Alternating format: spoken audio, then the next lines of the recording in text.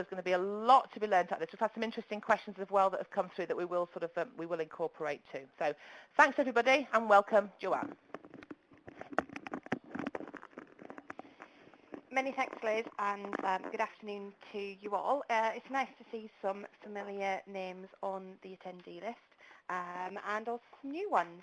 So for those of you who have listened to my webinars before, welcome back. And for those of you who haven't, a little bit about me. My name is Joanne Bowes. I have a MA in Human Resource Management and obviously a CIPD member. I have an HR consultancy. So I am daily involved in the day-to-day issues of HR, supporting clients of various sizes. And I also have a training company as well, the business Springboard, that we run to deliver primarily management and leadership training solutions to businesses. But we really focus on have that practical approach that we are practitioners as well as trainers, and we want to see a real difference in the organisations that we help. So that's a little bit more about me and the normal disclaimer and copyright. Obviously, the information I'm going to give you today isn't designed to be specific information for a problem that you have, and the copyright is to the business Springboard. So that's the formal bit out of the way.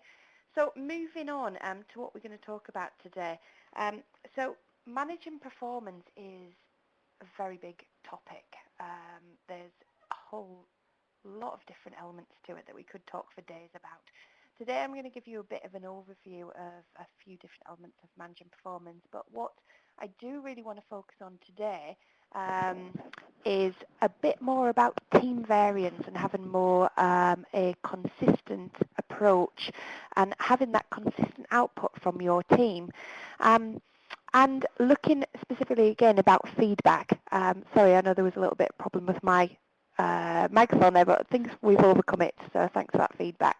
So we're going to look a bit about what managing performance is, start about talking about role definition and performance measures, what the business impact of performance levels is, because people are individuals, they will perform different levels, but why do we need some sort of consistency, or do we need consistency at all? But what we do need is recognition about performance levels and looking at how we can manage those and how our managers can manage those.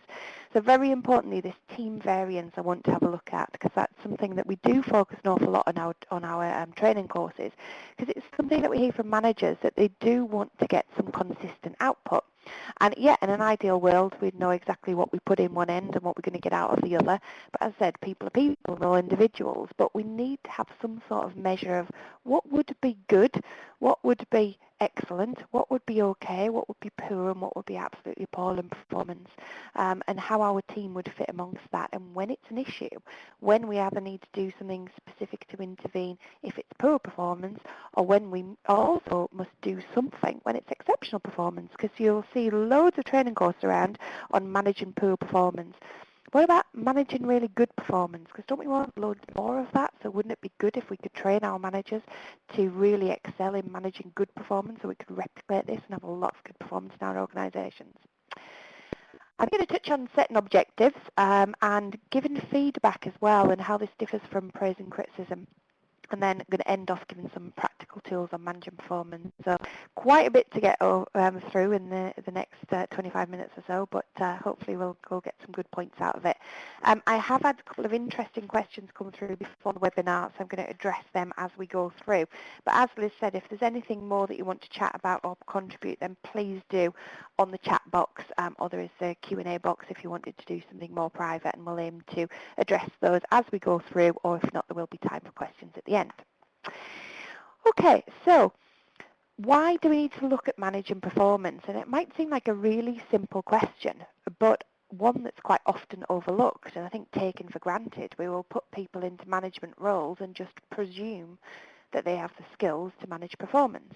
But do they? Because it's actually a different skill set. And everybody likes to feel valued. We all like feedback, and people will perform better when they know what they want, what we want them to do, when we want them to do it, and what the output needs to be, and what the consequences will be. So we need to have some sort of performance management structure to give that. Now, I like the idea of small business principles in larger organisations as well. I think there's a lot of value in that. And I do find a lot in either small teams within bigger organisations or in small businesses, this idea of comfort and a kind of lack of leadership that hasn't happened through want of trying, but how things are. And you might have some very established people in the team that we just presume they know what we need of them. And we leave it, and boundaries become relaxed, and they become quite comfortable with that, and they'll nip out for the dry clean in the afternoon because they've always done it, and nobody seems to mind. And the manager's actually sitting there with steam coming out of their ears because they do mind, but nobody's told them that they mind. So I think we need to bring it back to why we need to manage performance and what happens if we don't manage it. You get to that situation where the manager explodes about the dry cleaning after it's been going on for 3 years, and the employee says, well, hang on, I've done that for 3 years and nobody's told me before. So something that we need